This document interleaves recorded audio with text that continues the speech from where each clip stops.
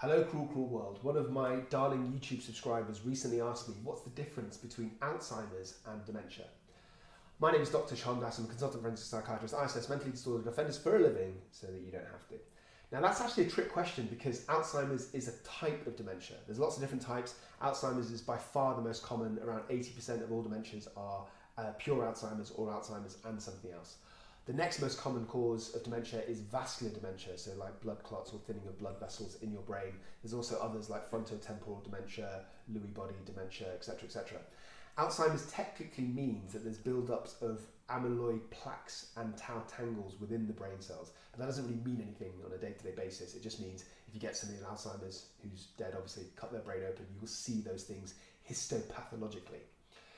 But dementia in general is a decline in mental ability that interferes with daily life. And the difference between Alzheimer's and other types of dementia is the following. Age of onset. So Alzheimer's typically happens in people over 65, whereas other types of dementias can develop at younger age. They're rarer, but it's absolutely possible.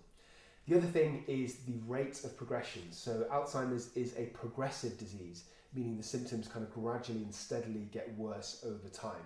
And it's generally slower than other types of rates of progression of dementias. For example, vascular dementia tends to happen stepwise. So when you have a stroke or when you have a specific thing in the arteries, then your function suddenly decreases, like literally overnight, and then it's the same for a long period of time, and then it decreases again, whereas Alzheimer's is a steady decline. And in terms of the symptoms, Alzheimer's typically involves memory loss, confusion, difficulty with thinking, problem solving,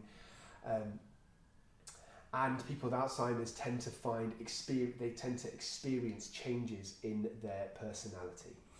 In terms of treatment, unfortunately, there is no cure for Alzheimer's. There are potentially other cures for other types of dementia. So again, if we talk about vascular dementia, if you use blood thinners, then it can loosen up those blood vessels, but it's complicated. There's no treatment for Alzheimer's, but there are some medications that slow down the progression of Alzheimer's.